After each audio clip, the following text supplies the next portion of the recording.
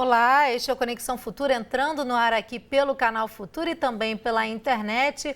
Você encontra sempre com a gente no futuraplay.org. Aqui você revê todos os seus programas favoritos, acessa os nossos perfis nas redes sociais e a gente sempre coloca, então, aqui para você destaques da nossa programação, em especial no mês de dezembro, em que falamos sobre direitos humanos e os diferentes fatores e casos de violação de direitos humanos.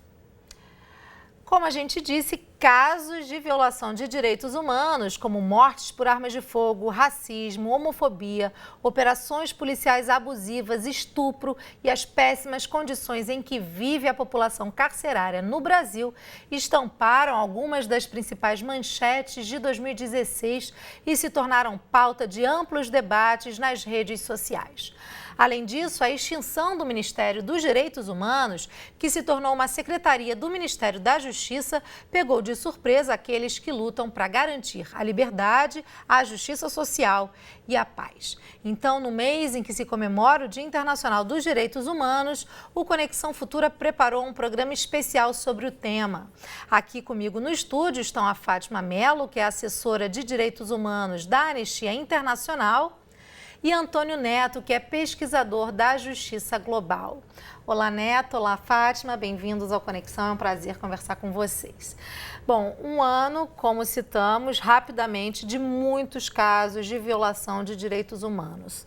Fátima, tivemos poucos avanços, nenhum avanço, ou a gente também pode considerar 2016 um ano de retrocesso?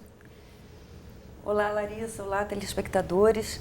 A Anistia Internacional vê com muita preocupação o cenário, não só no Brasil, mas no mundo todo.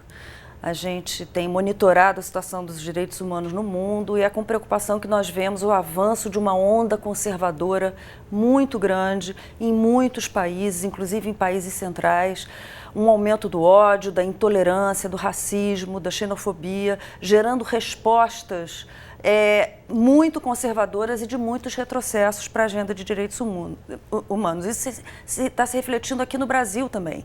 O Brasil tem sido, num certo sentido, algo muito parecido com o que está acontecendo em outros lugares do mundo. Então, no Brasil, nós estamos vendo com muita preocupação, e o nosso relatório já de 2015 apontava, e o de 2016, que vai ser lançado no início do ano que vem, também aponta nessa direção, muitos retrocessos na agenda legislativa, por exemplo, onde uma série de propostas de alterações na Constituição, de emendas constitucionais, como é o caso da PEC 55, tramitando agora no Senado, já votado em primeira rodada, que congela por 20 anos os gastos com saúde e educação, que tem um impacto muito forte na agenda de direitos econômicos e sociais, né, na agenda de saúde e educação. A PEC 215, que tem um potencial de penalização das populações indígenas, né, de perda dos seus direitos territoriais, uma série de outros projetos em tramitação no Congresso Nacional que tem um impacto muito negativo na agenda de direitos humanos, a lei antiterrorismo e várias outras. Você falando, é até difícil de acreditar que tudo isso aconteceu em um ano, né?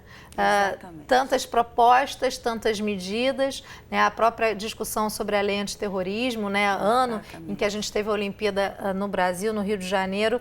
Neto, ainda há uma falsa percepção, na sua opinião, do brasileiro do que é direitos humanos? Porque quando a gente, para algumas pessoas, será que erroneamente ainda se associa apenas à questão da violência ou tortura, por exemplo? Olá, Larissa.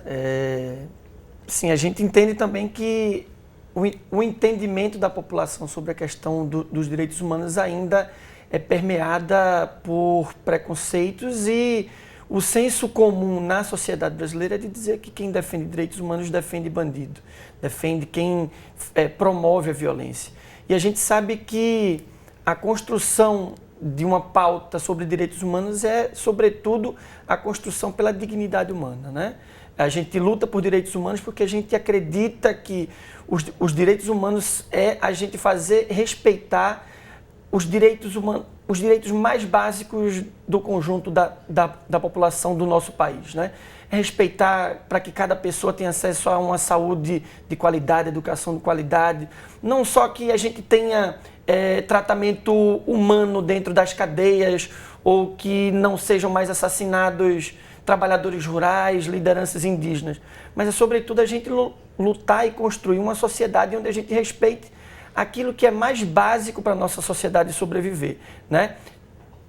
A gente precisa entender que lutar pelo fechamento de um buraco na rua é também colocar a pauta de direitos humanos no centro da nossa ação.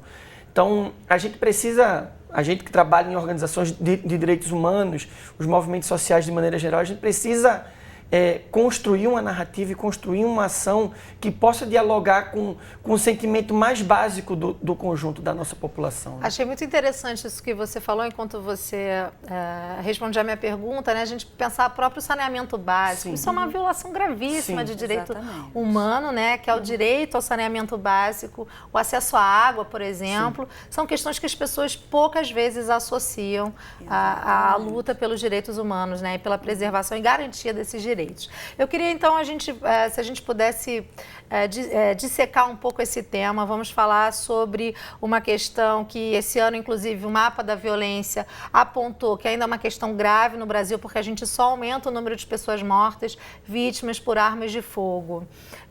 Como é que a Anistia, inclusive o relatório desse ano focou na questão da morte do jovem negro, morador da comunidade de baixa renda. Essa é a vítima da arma de fogo no Brasil. Exatamente. Como o Neto estava falando, a nossa percepção de direitos humanos é exatamente de entender que o bandido não pode ser morto, assim como o policial também não pode ser morto, que o Brasil mata muito, é um dos países que mais mata no mundo, e os policiais morrem também, né? Então, isso é muito importante da gente frisar também. E no caso do relatório que a Anistia lançou esse ano, nós identificamos que o Brasil mata, a polícia no Brasil mata muito e mata, em especial, jovens negros. 77% dos homicídios cometidos são contra jovens negros que moram em favelas e em comunidades carentes. Então, isso abre uma série de discussões na sociedade brasileira sobre as condições de vida dessa população, sobre o racismo que a gente precisa debater na sociedade brasileira. Agora, ele aponta também índices de violência em geral na sociedade e uma falta de compromisso do Estado brasileiro com a redução dos homicídios, né? Uma das demandas do nosso relatório, uma das demandas mais fortes, é que o governo brasileiro se comprometa com um plano nacional de redução de homicídios.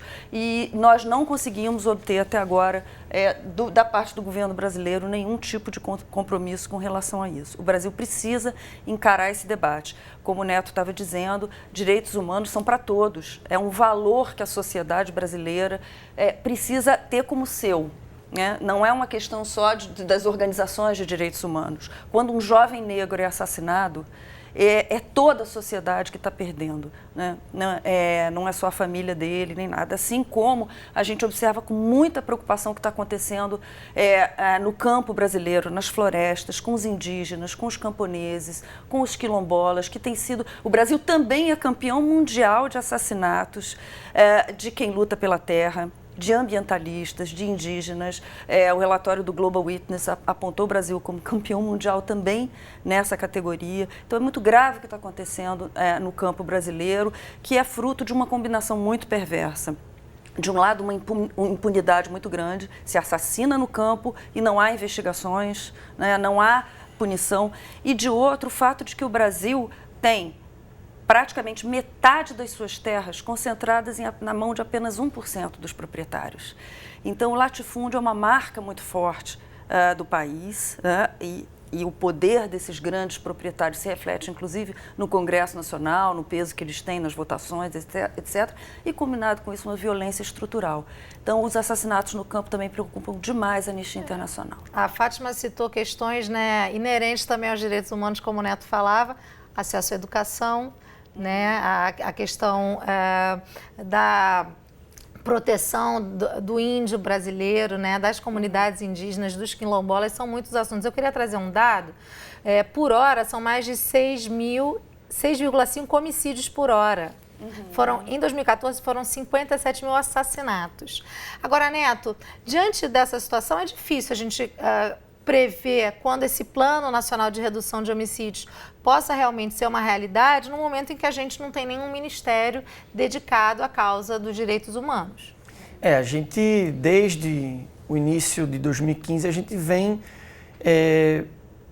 enfrentando um desmonte da política de direitos humanos, da política pública de direitos humanos a nível nacional.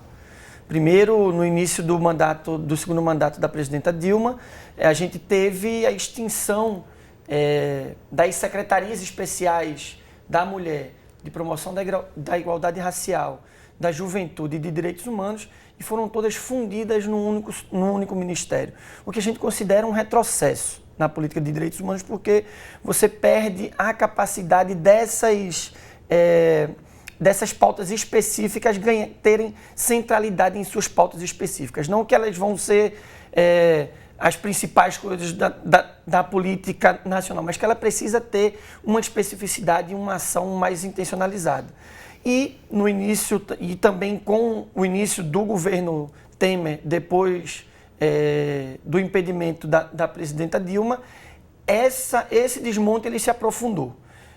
O Ministério deixou de existir, passaram-se todos a estrutura do Ministério da Justiça, comandado por um São ministro. secretarias agora. Hoje são secretarias. Algumas estão dentro do Ministério da Justiça, outras estão indo para outros lugares, porque no organograma do governo, eles ainda tem coisa que existe, mas não existe porque não está ainda colocada em determinado decreto, né? Mas o Ministério da Justiça, que é comandado por um ministro que foi advogado, secretário de Segurança Pública de São Paulo e que tem como base de sua política a criminalização dos movimentos, a violência policial e o superencarceramento. Então, a gente não pode entregar a pauta de direitos humanos a uma pessoa que comanda uma forma de relacionar com a justiça que é diretamente contra os direitos humanos. Então, as organizações de direitos humanos, os movimentos sociais têm feito uma resistência muito grande para que esse retrocesso, que já chegou inclusive a políticas públicas concretas, cito aqui o caso dos programas de proteção. O Provita, que é de vítimas e testemunhas ameaçadas, o PPCAM, que é de Programa de Proteção a Adolescentes Vítimas e Testemunhas de Violência, e o Programa de Proteção a Defensores e Defensoras de Direitos Humanos, que são programas extremamente importantes para dar uma sobrevida a pessoas que estão passando por situações de violência e que hoje estão com praticamente o seu orçamento para os próximos anos zerados. Enfim, vai se manter o orçamento que era anterior. E se a gente aprova agora a PEC 55, por exemplo, o programa de... se não me engano, a gente tem para os próximos anos 27 milhões de reais como orçamento para os programas de proteção. Isso não serve nem para atender o orçamento somente do programa de proteção a defensores. Se aprova a PEC 55, a gente vai passar com 20 anos, em 2037, a gente vai ter o mesmo orçamento para os programas de proteção que a gente está tendo hoje e que não dá conta. Então, esse retrocesso na política de direitos humanos, ela paralisa, estaciona uma quantidade de políticas que são extremamente importantes para a gente conseguir efetivar e proteger as pessoas defensoras de direitos humanos. Só para a gente circular a palavra, eu queria dar um dado. A gente o ano de 2016 é um ano extremamente violento para os defensores e defensoras de direitos humanos. O ano de 2015 foram 50 assassinatos no campo de defensores e defensoras de direitos humanos, dados da Comissão Pastoral da Terra, que o relatório da Global Witness também aproveitou os dados.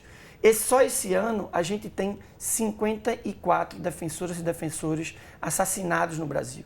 Então, o ano de Isso a gente não vê Pois nas manchetes, exatamente. isso não se... Pois é. A gente não percebe isso sendo debatido nas redes sociais, senão pelos movimentos sociais e os movimentos organizados. Isso, então são dados que é extremamente preocupante no momento em que você tem um retrocesso institucional muito grande, uma fragilidade institucional no nosso país muito grande, uma afronta à nossa Constituição com o impedimento de uma presidenta democraticamente eleita, né?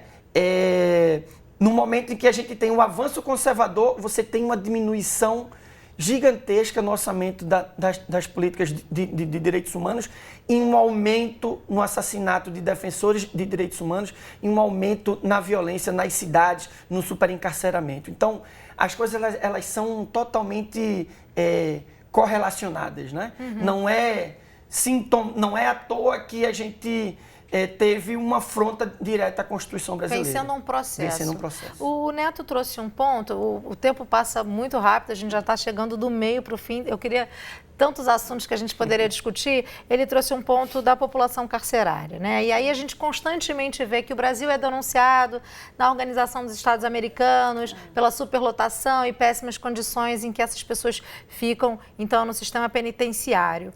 Fátima, e aí vem a dúvida, quando o Brasil é denunciado em uma organização como a OEA ou o Comitê Interamericano da Organização dos Estados Americanos, o que acontece com o Brasil num caso como esse, né? Esse ano mesmo, no primeiro semestre, a gente foi denunciado mais uma vez pela situação carcerária. Olha, esse aqui é o problema do sistema ONU. Ele não é... o custo para um país que não cumpre com as suas obrigações internacionais é um custo político. É um custo de não ficar bem na foto, digamos assim. Já no caso de outras instituições internacionais, como FMI, como a Organização Mundial do Comércio, a OMC, aí você tem sanções econômicas, você tem punições, né? O país paga um preço concreto. No caso de todas essas instituições, o Brasil só fica muito mal, porque o Brasil é signatário de uma série de acordos, tratados, compromissos internacionais que não cumpre, né? Então ele fica numa situação muito, muito desagradável. Quer dizer, precisa doer no bolso. Pois é. Então, por exemplo, o Brasil, em relação aos povos indígenas, existe a Convenção 169, né? Da OIT, e o Brasil não cumpre. Da Organização Internacional do Trabalho. O Brasil não garante aos seus povos indígenas a consulta que tem que ser feita quando os povos indígenas não podem ficar em seus territórios. Tive a situação dos Guarani Kaiowá, por exemplo, no Mato Grosso do Sul, comunidades em extrema vulnerabilidade, sendo despejadas, ficando em beira de estrada. Uma situação assim gravíssima do ponto de vista de direitos humanos. E o Brasil tem um compromisso firmado internacionalmente em relação a isso. Então, o Brasil já esteve melhor no cenário internacional, porque o Brasil já teve um momento da sua política externa em que ele tinha um protagonismo maior em propor compromissos mais fortes, mais robustos, mas agora refluiu muito nos seus compromissos e isso afeta os direitos humanos a nível doméstico. Falando em políticas internacionais e relações internacionais, Neto, a gente é um dos países que maior recebe pessoas refugiadas, né, de diferentes nações, não só sírios, mas a gente também tem venezuelanos, colombianos. Muitas pessoas pedem asilo ao Brasil. A gente pode dizer que a nossa política em relação aos refugiados é uma política de sucesso? Seria um avanço nessa questão?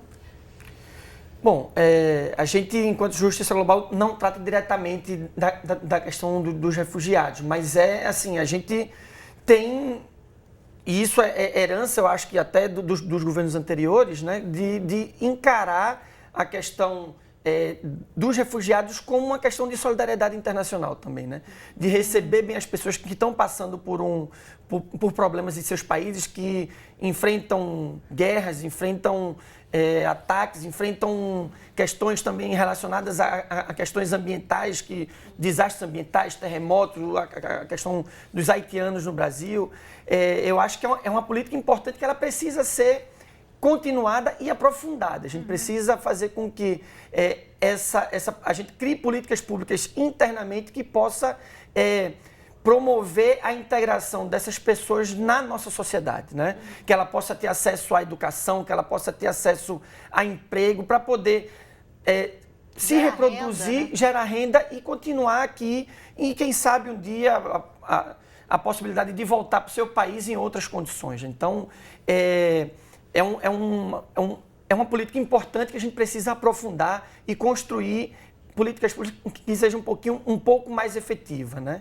Eu queria aproveitar, antes da gente ir para as nossas perguntas finais, passear um pouquinho aqui pela internet para mostrar para você que está em casa o site em que você acessa a Declaração Universal dos Direitos Humanos. Você encontra links de como denunciar violações de direitos humanos na ONU. Você consegue o texto completo também da Declaração Universal dos Direitos Humanos. Falando em denúncias, eu vou pedir para a gente colocar na tela o Disque 100, que é o principal canal no Brasil para você denunciar violações de direitos humanos, desde questões ligadas à violência contra a mulher, até crimes de homofobia, assassinatos. O Disque 100 é um canal importante para você denunciar. Vou colocar então também para você que está na tela o site da Anistia Internacional, representada aqui pela Fátima, está aí anistia.org.br. Você acessa os relatórios já citados pela Fátima aqui ao longo do programa e pode também contribuir para o trabalho da Anistia aqui no Brasil.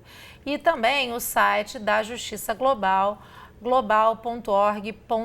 Você encontra mais informações sobre os diferentes temas, então, que estão relacionados aí à causa dos direitos humanos. E vou puxar, claro, sardinha aqui para o nosso lado, do Canal Futura, porque o mês de dezembro marca, como falamos no início do programa de hoje, o Dia Internacional dos Direitos Humanos, no dia 10 de dezembro. Então, a gente programou programas especiais sobre o tema. Acessando o site do Futura, futura.org.br, você encontra toda essa programação.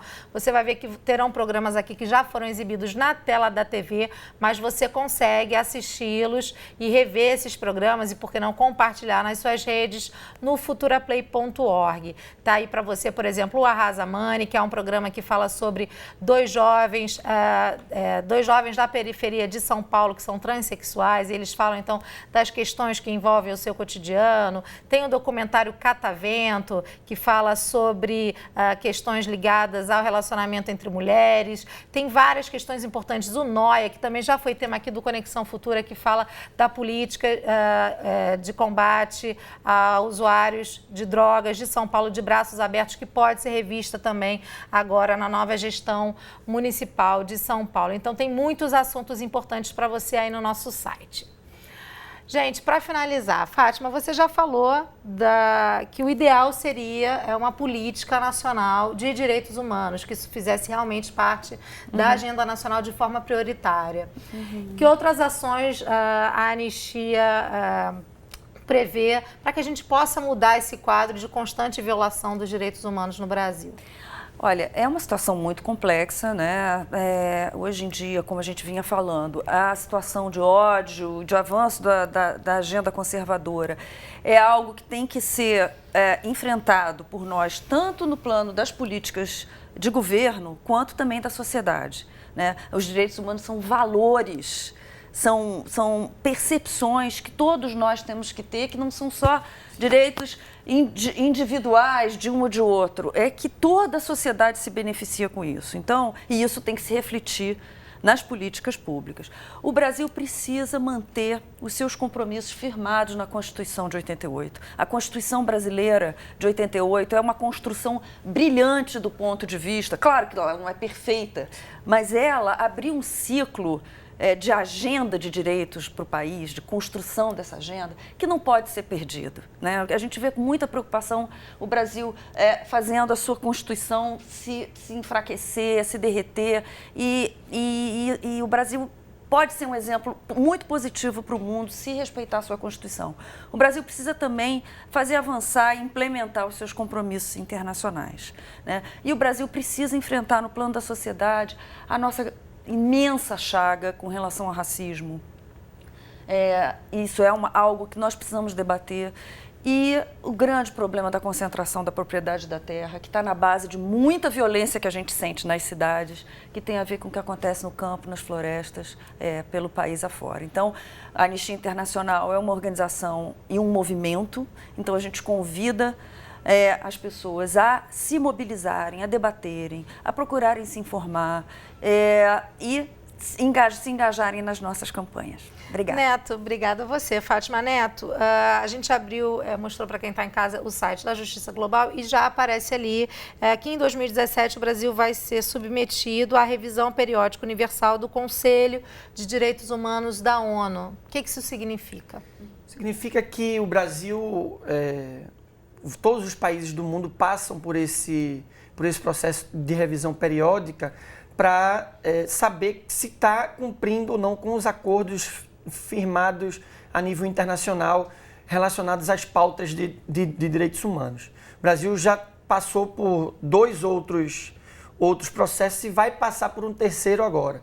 A gente teve uma grande participação da sociedade civil escrevendo vários relatórios sombras, são os relatórios que a sociedade civil escreve em paralelo ao do Estado brasileiro, complementando as informações do Estado brasileiro, porque o Estado brasileiro vai fazer um relatório muito formal a partir daquilo que se faz com suas políticas públicas. De estatísticas. Sobretudo de estatística, e nós, da sociedade civil, temos o papel de monitorar e dizer se isso que o Estado brasileiro está dizendo que fez é verdade ou não. Então, os nossos relatórios sombras, eles são uma complementação e muitas vezes também uma crítica ao próprio relatório do Estado brasileiro, que diz que fez as coisas e que a gente sabe que muitas das vezes é diferente daquilo que está se usando na propaganda, né?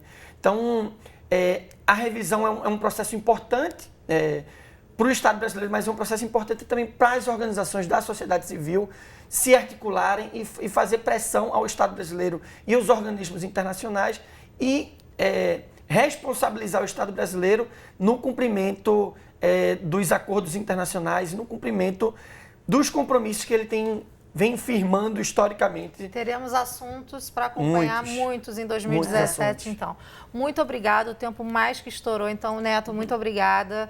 Parabéns pelo trabalho que vocês realizam. Obrigada também pela parceria aqui com a gente, da Justiça Global com a gente. A Anistia também, não preciso nem agradecer, super parceiro do Conexão. Obrigada, Fátima. Muito obrigada, Larissa.